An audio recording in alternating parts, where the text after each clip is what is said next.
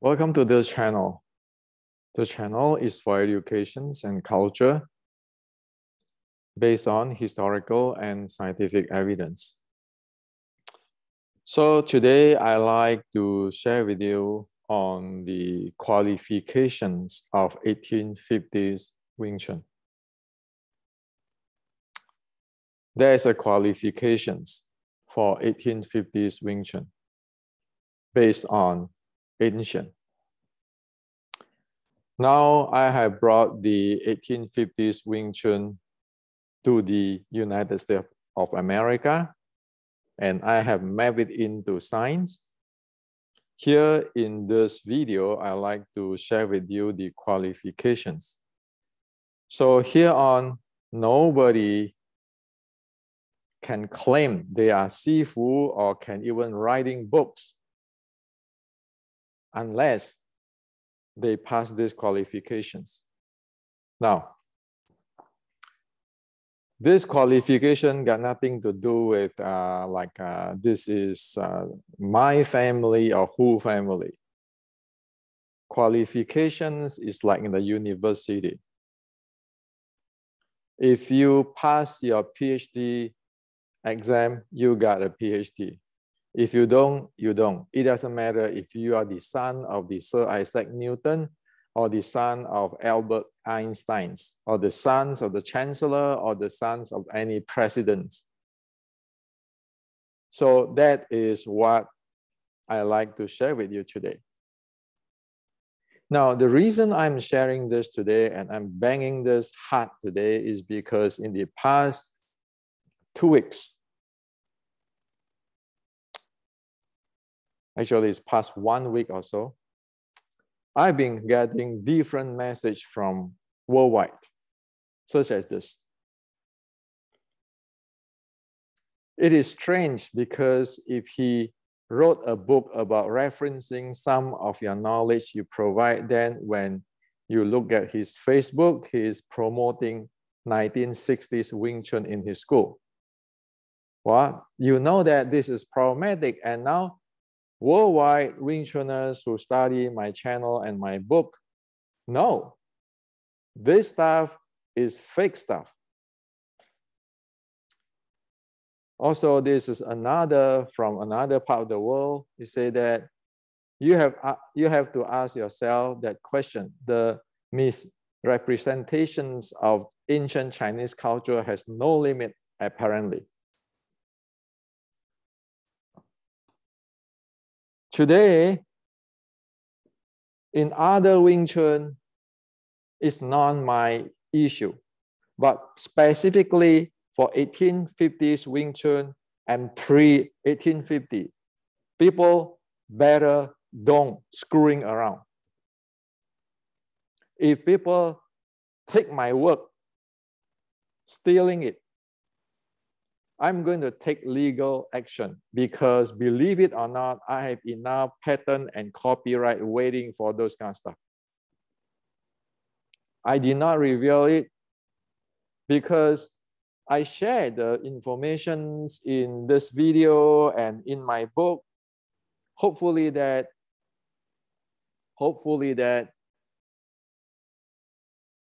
we understand that Chinese culture is not up for anybody's misinterpretations. Okay? 1850s or pre-1850s Wing Chun, I got the information to take legal action. Believe it or not. Okay? So don't monkey around with this. I do not want people to screw up Chinese culture, screw up those who really want to learn. And that's why in today you cannot cover up too. Why? A lot of people is watching my channel and studying my books. They know. If you are training in different type of Wing Chun, but try to promote yourself as a grandmaster or expert in whatever 1850s, people can see you through. Okay? Now, saying that I want to reveal to you. What is a teacher? What is a teacher? What is a Sifu? What does it take to become a Sifu? What is the qualifications of a Sifu? Well, in ancient China, does Han Yu have the presentations of what is a teacher, a Sifu? Here you say that Sifu is 传道授业解惑, three things. 传道 is passing down if you translate it. 授业 is teaching the fundamental or basic. 解惑 is to solve confusion. So in other words, a teacher supposed to passing the Tao, teaching the fundamental or the foundation or the basic, and solve problem for his student. Now, when he say here, passing the Tao, when the Tao words come to the West today, Tao can be everything. It can be Lao Zhi, it can be all those yin and yang, tai chi, and all those things. Everybody talk, bullshit. Passing Tao meaning passing real life professional experience.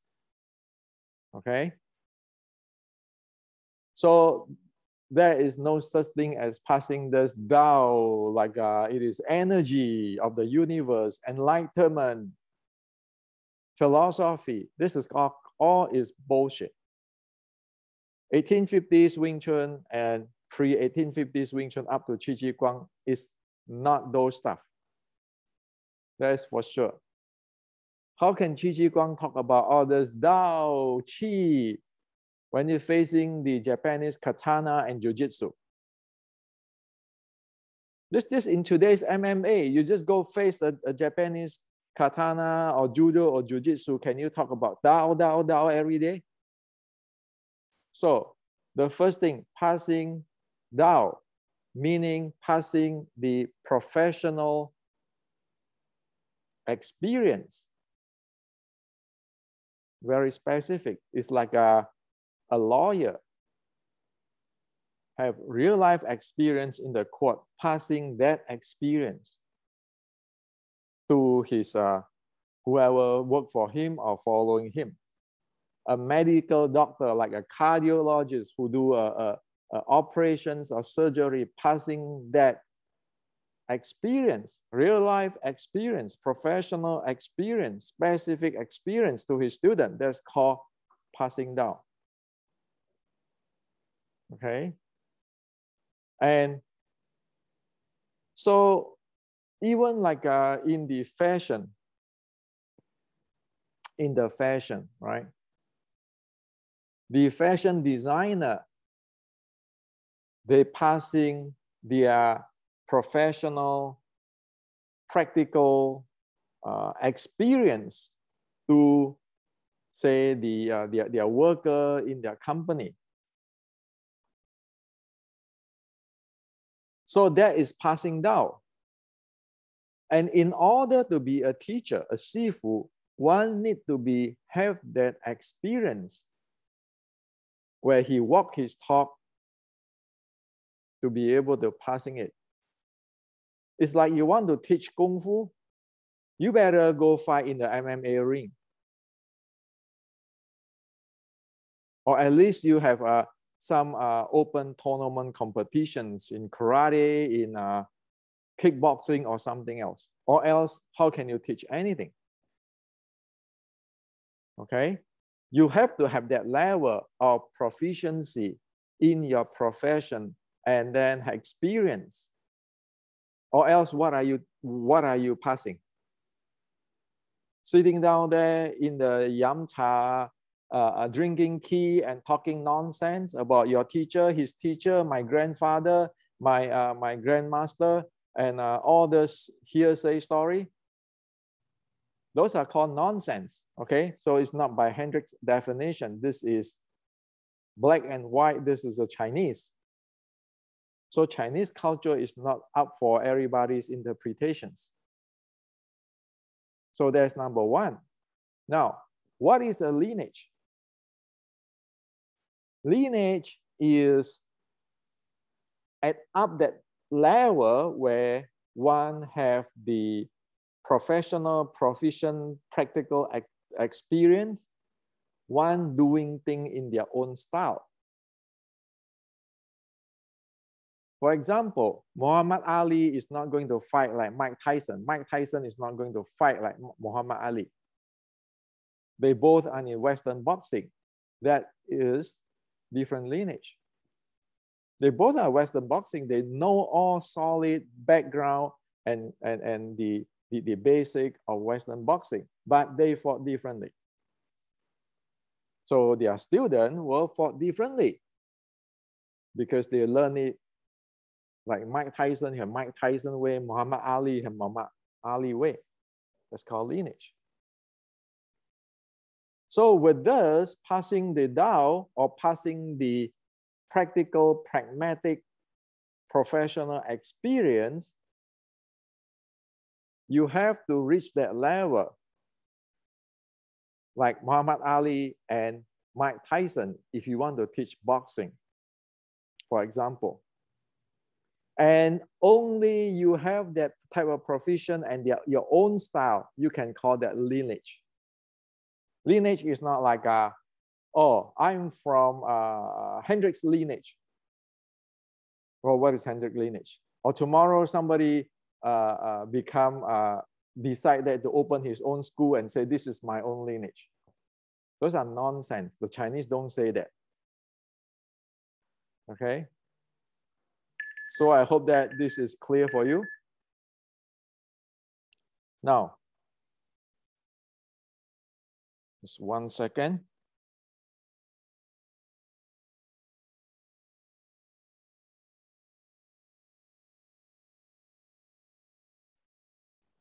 So you know what is passing down mean. As a Sifu, you need to passing down. If you don't reach that level, then you have nothing to pass. Okay. So stop telling people you are Sifu or you are expert, and then you're writing a book of 1850s Wing Chun or Chinese 1800 Wing Chun, copying Hendrix stuff. That's why I said, anybody copy my style, I'm going to take legal action.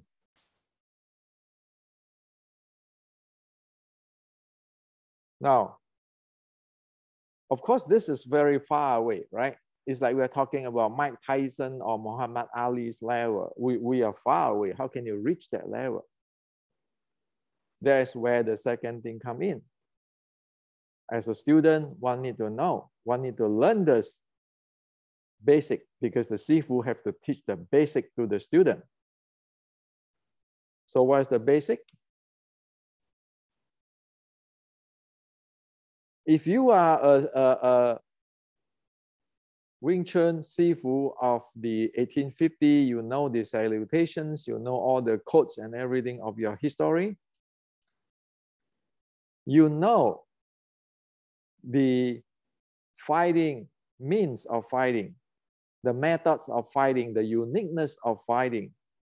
You need solidly, you know solidly this is 30%, and you have 70% of your body conditioning, because you need that 70% to support your 30%. So that's where your 6 core element coming in. And in today's term, it can broke down into the training of the nurture chi, aerobic base, and the endurance training, where you can handle your heart rate variability, your heart rate, your breathing rate, all sorts of sports science requirement. So this is the basic. One need to be proficient with this, okay? The means of the fighting, the uniqueness of fighting. So you don't end up like this.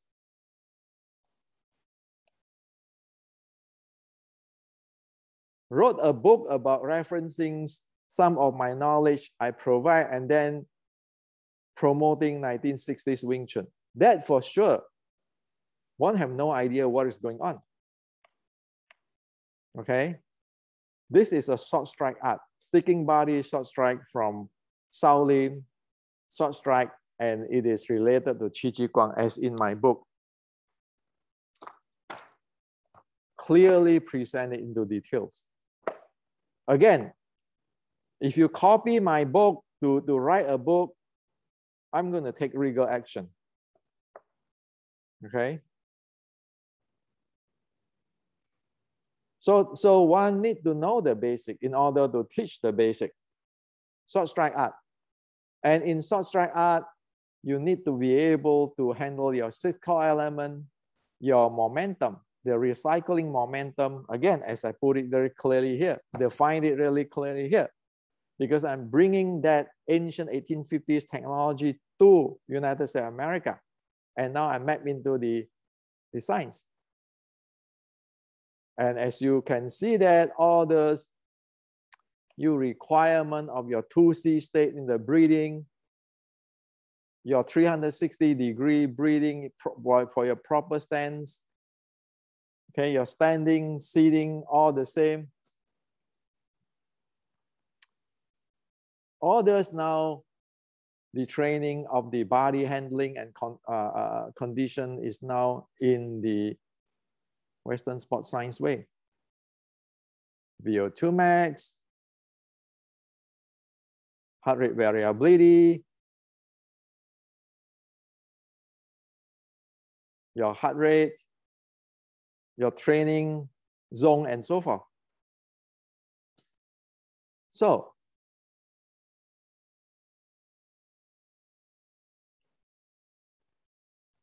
that is the basic. A Sifu must teach, a student must learn. If one don't learn this, it's like Muhammad Ali. If he never learned the hook, the jab, the cross, how the hell he's going to become Muhammad Ali? Same with Mike Tyson.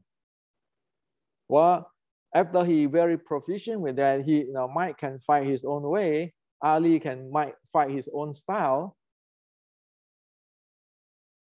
But they have that strong basic.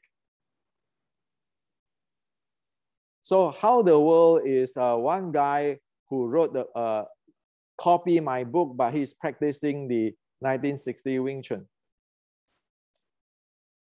Okay? That means you don't know a thing. So there is a problem. So that's the second. The third one is solving confusions for your student. If you are Sifu, you're solving confusion. If the student asks you, what is the difference between short strike and the long fist? You need to be able to show him.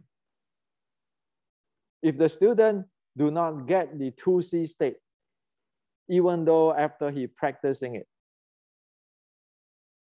you need to go be able to check him and say, oh, you need to adjust here, adjust there. So that you'll be able to get it, to help the student to be able to get it. Okay? So all of this, because the teacher have that professional details experience, he be able to come diagnose the student and correct the student so that the student be able to get what he trained, to achieve what he trained. Okay? Not sitting down there again, Dao De Jing say this Dao, that Dao, okay? So, that is the bottom line, the qualifications of a Sifu. Don't call yourself a Sifu of 1850s Wing Chun. The other Wing Chun, the rest, they have to do their own stuff. Okay? It's up to their freedom. But for 1850s Wing Chun and Wing Chun before 1850, it is following this. Why? The entire world knows there is only one Chinese culture based on ancient. There's only one Chinese history. There is only one Chinese Kung Fu. Like the other day, I share on this.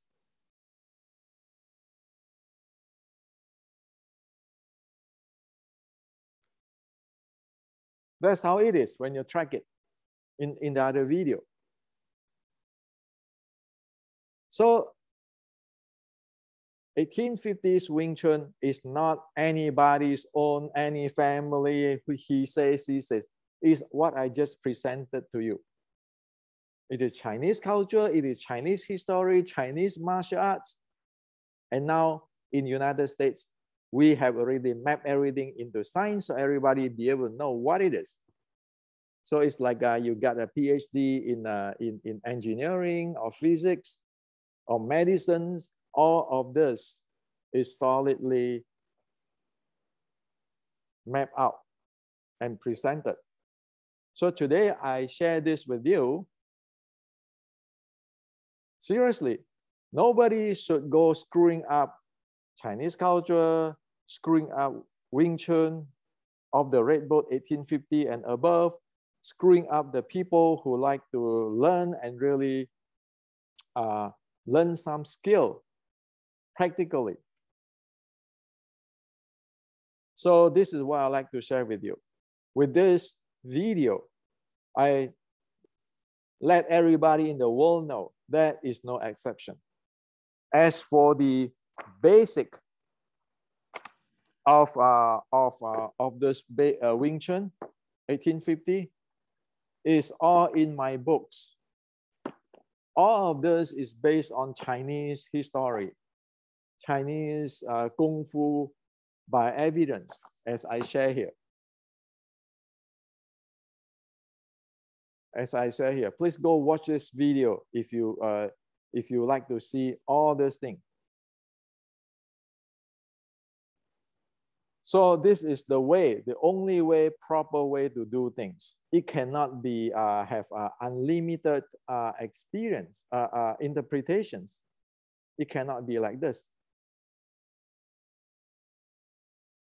It cannot be. The misinterpretations of ancient Chinese culture has no limit, apparently. Well, that is what many people in past 60 years think.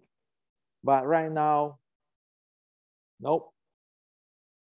It's all based on evidence and science. Without evidence and science, you are not what it is. You can make claim, well, but people know by evidence. And also legal is waiting for you. If you're pulling stunts of lying, cheating, scamming, you know, between people who like to learn and making mistakes is one thing. Purposely stealing things and purposely play expert on what one don't know is another thing. And right now, that's why every day I have a lot of messages from different Wing Chuners who following my channel and studying my book, asking me, okay, we need to get into the standard or else there's no Wing Chun 1850 and before that, there's no Chinese culture, is your made up. So I said the qualifications here. The world need to know about it. As for other Wing Chun, that's not my issue because I do not practice other Wing Chun. I practice only 1850 Wing Chun backed by historical and scientific evidence. This channel is about educations and culture, not about who fight who, whatever, not those kind of stuff. This is like university classroom studying ancient Chinese history, culture, technology, and so forth. So this is to share with everyone who love the Chinese culture, who love the ancient Wing Chun, and who really want to learn the skill of the ancient Wing Chun.